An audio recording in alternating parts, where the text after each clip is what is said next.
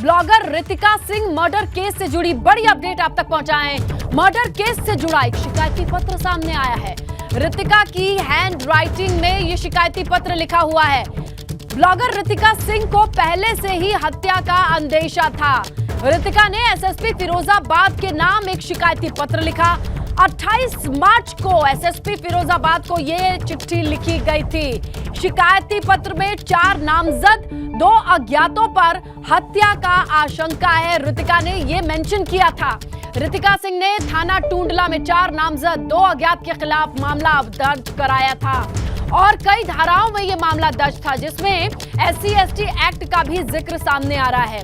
रितिका सिंह ने आकाश गौतम, अनिल धर, सत्यम धर, दीपाली अग्रवाल समेत 2 अज्ञात के खिलाफ मामला दर्ज कराया था और इसी शिकायती पत्र में रितिका सिंह ने अपने साथ अप्रिय घटना होने की स्थिति में शिकायती पत्र को अंतिम बयान भी बताया था। देखिए, ये बड़ी चिट्ठी हाथ लगी है। 24 जून को चौथी मंजिल से फेंक करके रितिका की हत्या हुई थी।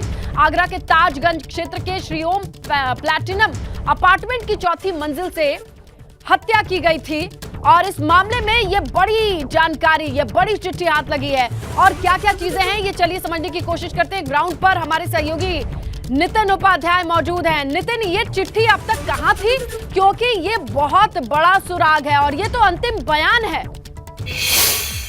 बिल्कुल, देखिए, इस तरीके से जो ब्लॉगर मर्डर जो सामने आया और बहुत ही जघन्य तरीके से, जिस तरीके से 4 मंजिल से ऊपर से फेंका गया है, तो कहीं ना कहीं रितिका को ये अंदेशा था कि एक तरफ उसका जो पति है आकाश गौतम, वो उसको मार सकता है और उसमें बिल्कुल जो उसका लिविंग पार्टनर है उसकी पत्नी भी इसमें शामिल है। तो उसमें कुल मिलाकर उसने एक शिकायती चिट्ठी, एक मुकदमा उसने 4 नामजद और 2 अज्ञातों के खिलाफ उसने दर्ज कराया था और ये 12 मार्च को रितिका सिंह ने 4 नामजद और 2 अज्ञात के खिलाफ मुकदमा संख्या 133/22 थाना टूंडला में दर्ज कराया था, जिसमें उसने आकाश गौतम, अनिल धर, सत्यम धर, दीपाली अग्रवाल समेत 2 अज्ञात के खिलाफ मामला दर्ज कराया था। और शिकायती पत्र में रितिका सिंह ने अपने पति के अपने साथ किसी अपनी घटना होने के लिए उन्होंने उसमें मुकदमा दर्ज कराया था। और ये जो मुकदमे की जो तहरीर है, जो शिकायती पत्र है, वो अब ABP गंगा के हाथ लगा है। हाँ। और साथ ही बड़ी महत्वपूर्ण बात ये है, नितिन, आपके पास ये जब चिट्ठी है तो समझ से परे इस केस में, जहां एक महिला जिसका अपने पति से नहीं बनता है, उसके पति से जान को खतरा है, वो किसी लिव इन पार्टनर के साथ रहती है जो ऑलरेडी मैरिड है, डिवोर्स केस चल रहा है, उसकी पत्नी से भी आपत्ति जता रही है, उससे भी खतरा बता रही है। इन सब चीजों की वजह क्या मेंशन किया है रितिका ने? देखिए, ये सबसे उसकी पीछे वजह वही है, जब जिस तरीके से 2 व्यक्ति, एक मेल और एक फीमेल, दोनों साथ रह रहे हैं, दोनों लिव इन में रह रहे हैं, लेकिन उनका जो पूर्व का जो इतिहास है वो एक ऐसा इतिहास है जो कहीं ना कहीं उनका साथ नहीं छोड़ रहा है। एक तरफ विपुल की 10 साल का बच्चा है, उसकी पत्नी डेंटिस्ट है और वो कहीं ना कहीं इस चीज को लेकर उसके मन में चल रहा है कि पति ने उसको छोड़ दिया है और वो दूसरी महिला के साथ रह रहा है। वहीं दूसरी तरफ जो रितिका है वो खुद शादीशुदा है, उसने प्रेम विवाह किया हुआ है गाजियाबाद में और एक दौर में इस प्रेम विवाह के चलते वो अपने परिवार से पूरी तरह कोई भी लॉजिक समझ में नहीं आता। शादी होने का ये मतलब नहीं है कि पूरी जिंदगी, अगर नहीं किसी की बनती है तो भी उसको जबरदस्ती साथ नहीं रख सकते। वो अडल्ट है, वो अपनी जिंदगी का फैसला ले सकते हैं, लेकिन किसी की जिंदगी को खत्म करने का फैसला कोई कैसे ले सकता है, ये समझ से परे है। अब पुलिस के हाथ में ये चिट्ठी है, देखना होगा कि वो एक्शन क्या लेते हैं, कौन कौन जांच के दायरे में आता है। आप नजर बनाए रखिएगा। नितिन, फिलहाल जानकारी के लिए शुक्रिया। गाजियाबाद से खबर है, महिला को जिंदा जलाकर मौत के घाट उतारा गया है। कवि नगर क्षेत्र के औद्योगिक क्षेत्र मुखर्जी पास पार्क है और उसी के पास ये वारदात को अंजाम दिया गया। अभी तक महिला की शिनाख्त नहीं हो पाई है। पुलिस ने शव को पोस्टमार्टम के लिए भेज दिया है। तो देखिए, कवि नगर क्षेत्र के औद्योगिक इंडस्ट्रियल एरिया मुखर्जी पार्क के पास एक महिला का शव मिला है। महिला की शिनाख्त नहीं हो पाई है। पुलिस ने शव को पोस्टमार्टम के लिए भेज दिया है। तो देखिए, महिला सुरक्षा के दावे किए जाते हैं, बड़े बड़े वादे किए जाते हैं, लेकिन इस खबर के बाद गाजियाबाद पुलिस फिलहाल ये जांच करना चाह रही है कि महिला है कौन जिसकी लाश इस तरीके से मिली है। यह वह जगह है गाजियाबाद के कविनगर थाना क्षेत्र के मुखर्जी पार्क के बाहर की ये घटना है, जहां पर इस समय फोरेंसिक टीम के लोग पहुंचे हुए हैं और यहां पर सबूत खंगाल रहे हैं। यह वही जगह है जहां पर एक महिला को जिंदा लाकर जला दिया गया है। हम यह बात इसलिए कह रहे हैं क्योंकि यहां पर जिंदा जलाने के जो सबूत हैं वो यहां पर मौजूद है, क्योंकि यहां पर आप देख रहे हैं कि यहाँ पर कालक चारों तरफ फैली हुई है।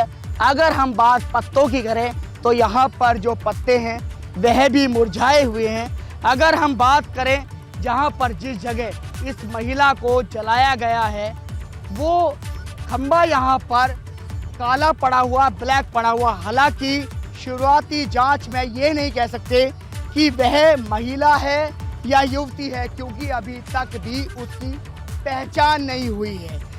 सबसे बड़ी बात यह है कि यह एक चलता हुआ रोड है और इंडस्ट्रियल एरिया है, तो यहाँ पर दिन दहाड़े एक महिला को कैसे लाकर जला दिया जाता है, यह एक बड़ी बात है। दिन दहाड़े हम इस बात के लिए कह रहे हैं क्योंकि यह दिन छिपते की ही बात है। जैसे ही दिन छिपता है उसके बाद गाजियाबाद पुलिस को एक सूचना मिलती है कि यहाँ पर एक महिला की डेड बॉडी पड़ी हुई है, जली हुई डेड बॉडी पड़ी हुई है। यहाँ पर मौके पर पुलिस पहुँचती है और पहुँचने के बाद उस महिला की डेड बॉडी को लेती है और ले जाने के बाद यहाँ के जो सरकारी अस्पताल है संजय नगर वहाँ पर पहुँचती है। लेकिन सबसे बड़ी बात यह है कि इंडस्ट्रियल एरिया में जहाँ पर हर समय जो जनता है मौजूद रहती है, वहाँ पर इस तरह की घटना को बदमाश कैसे अंजाम दे जाते हैं। हालांकि शुरुआती दौर में जो पुलिस है, पुलिस यह बात कह रही है कि कहीं पर हत्या की हुई है और उसके बाद यहाँ पर डेड बॉडी लाकर फेंक दी है। गाजियाबाद से एबीपी गंगा के लिए मैं शक्ति सिंह। मुखर्जी पार्क के पास से आज महिला की बॉडी जली हुई अवस्था में सड़क पे पड़ी हुई है, जिससे पुलिस मौके पे तत्काल पहुंच गई है। बॉडी को लेकर हॉस्पिटल तथा जो और कार्रवाई अपेक्षित है उनके लिए भेजा गया है। महिला की अभी शिनाख्त नहीं हो पाई है, उसके प्रयास किए जा रहे हैं। चलिए इस खबर पर जानकारी लेते हैं। हमारे सहयोगी शक्ति फोन लाइन पर मौजूद है। शक्ति, अभी क्या पोस्टमार्टम से ये पता चल पा रहा है, क्योंकि आपने अपनी रिपोर्ट में बताया ये नहीं कह सकते ये महिला है या पुरुष? देखिए बिल्कुल, अभी अगर पोस्टमार्टम की बात की जाए तो अभी पोस्टमार्टम नहीं हुआ है, क्योंकि ये रात्रि की घटना है और पोस्टमार्टम होने में अभी समय लगेगा, वक्त लगेगा। लेकिन सबसे बड़ा सवाल यह है कि एक चलते फिरते हुए रोड पे इंडस्ट्रियल एरिया है, वहां पर किस तरह से एक महिला को आग लगा दी जाती है और वहीं उसकी हत्या कर दी जाती है। यानी कि खुलेआम बीच सड़क पे, अगर सड़क की बात की जाए तो ये सड़क है, यहाँ पर आवाजाही हमेशा रहती है और कुछ ही दूर पर यहाँ पर पुलिस की पिकेट रहती है, यानी कि पुलिस भी वहाँ पर मौजूद रहती है। लेकिन उसके बावजूद इस तरह की घटना को जिस तरह अंजाम दिया गया है, ये एक बहुत बड़ी घटना है। माना कि अगर कहीं से लाकर किसी डेड बॉडी को फेंक जाते तो एक अलग बात थी, लेकिन जब हम रात्रि में मौके पर गए हमने देखा कि वहीं पर आग लगाई गई, क्योंकि जो पत्ते थे वहां पर झुलसे हुए थे, मुरझाए हुए थे। बिल्कुल शक्ति, लेकिन बड़ा सवाल ये है कि क्या इतना आसान है गाजियाबाद में किसी की जान लेना और लाश को ठिकाने लगा देना? और अगर इस शख्स तक पुलिस नहीं पहुंचती है तो हाँ, ये सबूत मिल जाएगा तमाम लोगों का जो ऐसे घिनौने अपराध में लिप्त हैं, उनका मनोबल जरूर बढ़ जाएगा कि एक मर्डर करके अगर हमने छुपा लिया है तो हम दूसरे में भी ऐसा ही कर सकते हैं। इसीलिए ये चुनौती होगी गाजियाबाद पुलिस के लिए कि इस गुत्थी को कब सुलझाते हैं। आप नजर बनाए रखिएगा शक्ति, शुक्रिया तमाम जानकारी के लिए। तो देखिए, गाजियाबाद में एक महिला को जिंदा जलाने का मामला सामने आया है और ये सड़क के किनारे ही उसकी लाश को जलाया गया है, क्योंकि पहली बार देखने में ये साफ तौर पे ऐसी सबूत, ऐसी चीजें दिखाई दे रही हैं कि सड़क के किनारे बड़े इत्मीनान से एक लाश को या एक महिला को आग के हवाले कर दिया गया और उसके बाद वहां से हत्यारे फरार हो गए। आगे बढ़ेंगे। यूपी विधानसभा लोकसभा उपचुनाव में शानदार जीत हासिल करने के बाद सीएम योगी ने अब युवाओं के भविष्य को निखारने की कवायद शुरू कर दी है। यूपी सरकार ने लाखों युवा उद्यमियों को फायदा पहुंचाने के लिए आज लखनऊ में स्वरोजगार संगम मेले का आयोजन किया है। सीएम योगी 11 बजे 1 लाख से अधिक लाभार्थियों को 16,000 करोड़ रुपए का लोन देंगे। लोन हस्तशिल्प यानी हैंडीक्राफ्ट और आर्टिसंस यानी छोटे उद्यमी जो हैं, इनको दिए जाने हैं। इस लोन मेले में प्रधानमंत्री रोजगार सृजन कार्यक्रम ये केंद्र की योजना है, प्रधानमंत्री मुद्रा योजना, मुख्यमंत्री युवा स्वरोजगार योजना ये यूपी की योजना है, ओडीओपी ये यूपी की योजना है, वित्त पोषण योजना के लाभार्थी मौजूद रहेंगे।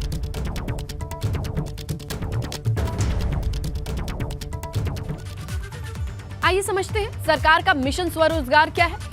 लखनऊ के लोक भवन में स्वरोजगार संगम मेला ये नाम है इस आयोजन का, जिसे आज किया जा रहा है आयोजित। सीएम यहां मौजूद रहेंगे और 1 लाख से अधिक लाभार्थियों को 16,000 करोड़ का लोन देंगे। लोन में इस दायरे में कौन आएगा? हस्तशिल्पी, कारीगर और छोटे उद्यमी होंगे जिन्हें ये लोन बांटे जाएंगे। स्वरोजगार संगम मेले में लाभार्थियों से संवाद भी करेंगे सीएम, ये बात भी सामने आ रही है। अन्य सभी जिलों में भी ऋण मेले का आयोजन होगा। पिछले 5 साल में 96 लाख उद्यमियों को ये लोन दिया जा चुका है और इस लोन के जरिए वो अपने छोटे उद्योग को आगे के स्तर पर ले जा सकते हैं। चलिए आगे बढ़ेंगे, हमारे सहयोगी विवेक त्रिपाठी से जानकारी लेते हैं कि ग्राउंड पर कितनी तैयारी है, कितना बड़ा ये आयोजन है, इसके दायरे में कौन कौन आया है, कैसे सिलेक्ट किया गया, ये सब कुछ डिटेल में बताएंगे विवेक। जी विवेक। इसने हर जिले में इस तरह के लोन मेले आज आयोजित किए जा रहे हैं और ख़ास बात यह है कि जितनी छोटी से छोटी एक्टिविटी यानी कॉमर्शियल एक्टिविटी जो करते हैं लोग, उसको प्रमोशन का ये बहुत अच्छा मौका है, बहुत अच्छा चांस है। 2017 की बात करें तो पिछले जो भाजपा सरकार जो पहली बार आई थी उस समय बहुत ख़राब स्थिति थी, यानी पुरानी सरकारों ने एमएसएमई सेक्टर में कोई काम नहीं किया, बहुत तवज्जो नहीं दी इस सेक्टर को। लेकिन सरकार ने, चूंकि देखिए रोजगार हर आदमी से जुड़ा हुआ है, हर घर से जुड़ा हुआ है, हर घर में बेरोजगारी इस समय चरम पर है और सरकारी नौकरियों की कमी है, बहुत समस्या आ रही है। नौकरियां निकलती भी हैं तो उसमें कोर्ट की रिट लग जाती है या कोई ना कोई पेच आ जाता है। ऐसे में सरकार ये चाहती है कि लोग आगे बढ़े, स्वयं अपनी तरफ से रोजगार सृजित करें। नौकरी करने से बेहतर है कि वो नौकरी। लेकिन विवेक आपसे 2 पॉइंट समझना चाहेंगे, क्या आज की इस मीटिंग में, आज के इस बड़े आयोजन में ये भी जिक्र किया जाएगा, क्योंकि किसी भी रोजगार को आगे बढ़ाने के लिए, शुरू करने के लिए लोन सफिशिएंट हो सकता है, आगे बढ़ाने के लिए मार्केट चाहिए और उस मार्केट की अच्छी मार्केटिंग होनी चाहिए। क्या इस बारे में भी जानकारी दी जाएगी कि अगर आपका ओडीओपी का प्रोडक्ट है तो उसे कहां बेचना है, उसकी मार्केटिंग कैसे करनी है, इससे संबंधित अधिकारी भी मौजूद रहेंगे? बिल्कुल, ये पूरा एक ऐसा कार्यक्रम तय किया गया है जिसमें एमएसएमई के अधिकारी तो रहेंगे ही, जो वित्त विभाग से जुड़े हैं उसके मिनिस्टर सुरेश खन्ना और तमाम और वित्त विभाग से जुड़े अधिकारी रहेंगे।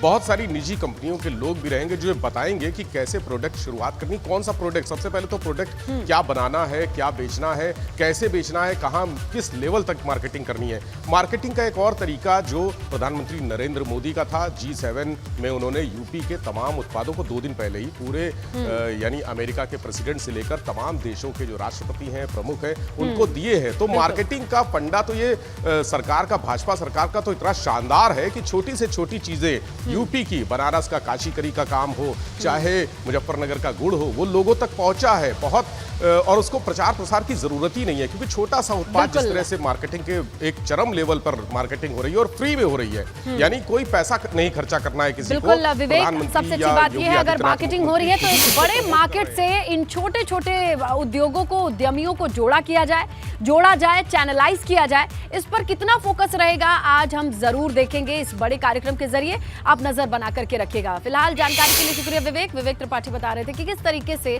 छोटे छोटे प्रोडक्ट को बड़े मार्केट से जोड़ा जाएगा इस मेले के जरिए।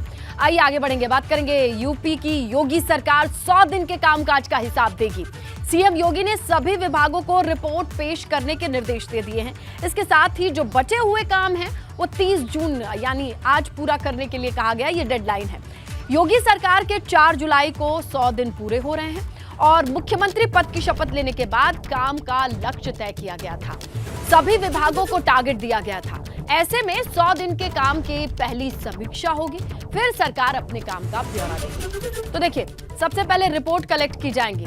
जैसे ही शपथ ग्रहण समारोह खत्म हुआ था, सभी विभागों को जिम्मेदारी दी गई थी, उनका टारगेट था 100 दिन का, और अब वो कितना अचीव हुआ है ये सारी डिटेल दी जाएगी।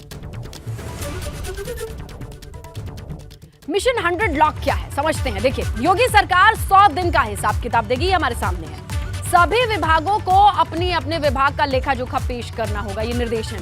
जितने बचे खुचे काम है आज तक उसको खत्म करके एकदम पेपर पे लिख लेना होगा उन्हें, क्योंकि 4 जुलाई को 100 दिन पूरे हो रहे हैं योगी 2.0 के। और देखिए, शपथ जब लिया गया उसके बाद सबके टारगेट तय कर दिए गए थे, काम का लक्ष्य तय कर दिया गया था और अब सरकार अपने काम का ब्यौरा देगी। 100 दिन के कामकाज की समीक्षा होगी, ये अहम रहेगा। तो देखिए किस तरीके से ये बड़ी रिपोर्ट निकल करके सामने आएगी, 4 जुलाई को हमारे सामने होगा। तो देखिए यूपी के 44 जिलों में भारी बारिश का अलर्ट जारी किया गया है। लखनऊ, वाराणसी, कानपुर समेत 44 ऐसे जिले हैं जहां भारी बारिश हो सकती है। हालांकि यूपी में मौसम ने कहर बरपाया है। आसमानी बिजली गिरने से 11 लोगों की जिंदगी छिन गई है। मिर्जापुर में आसमानी बिजली से 4 लोगों की जान गई, वाराणसी में 3, बलिया भदोही में 2 लोगों की मौत हुई है और आसमानी बिजली गिरने से कई घरों को नुकसान पहुंचा है। पूर्वांचल के ज्यादातर हिस्सों में गरज के साथ जोरदार बारिश भी हुई है। तो देखिए मानसून की दस्तक, लेकिन कई घरों को सूना करने वाली ये दस्तक रही है, जहां आसमान से गिरने वाली बिजली ने 11 लोगों की जिंदगी छीनी है। तो इसी बीच एहतियात बरतना होगा।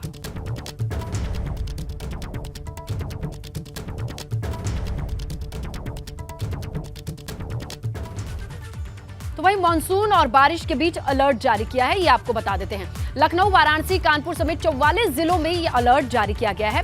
बीते 24 घंटे में पूर्वांचल में सबसे ज्यादा बारिश रिकॉर्ड की गई है। आसमानी बिजली गिरने से पूर्वांचल में 11 लोगों की दर्दनाक मौत हुई है, ये रिकॉर्ड भी सामने आया है, जिसमें मिर्जापुर में 4, वाराणसी में 3 लोगों की जान गई है। बलिया भदोही में 2 लोगों की आसमानी बिजली से मौत की भी खबर आई है। पूरब से पश्चिम तक मूसलाधार बारिश का मौसम विभाग ने अलर्ट भी जारी किया है। सीएम योगी ने बाढ़ प्रबंधन के दिशा निर्देश भी दिए हैं, उन्होंने बहुत डिटेल में ये बात कही है। आज नालों की साफ सफाई पूरा कराने का अल्टीमेटम भी दिया गया है। सीएम ने सभी डीएम को जमीन पर उतरने को कहा है ताकि बारीक नजर बना करके रखें, खासकर संवेदनशील इलाकों में। तो ये है बारिश और बिजली का जो ब्यौरा, जिसमें मानसून की शुरुआत अगर पूर्वांचल के लिहाज से देखें तो 11 लोगों की जिंदगी छिन जाती है आसमान से गिरी बिजली की वजह से। तो कुल मिलाकर के एहतियात ज्यादा बरतना होगा।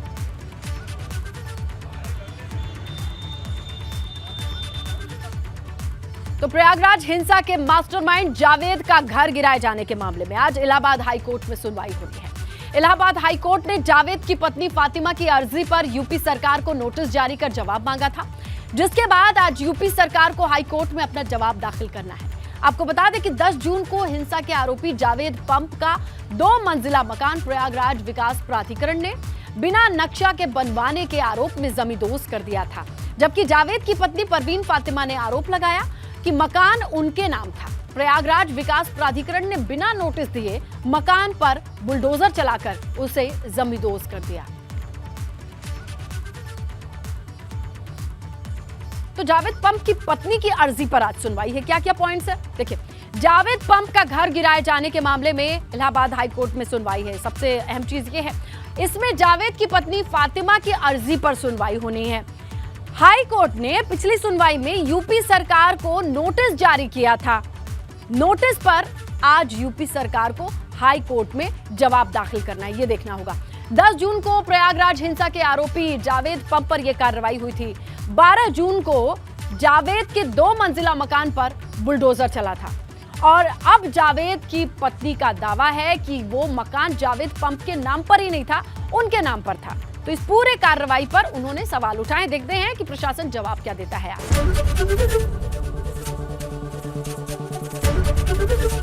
एबीपी गंगा, खबर आपकी, जुबान आपकी।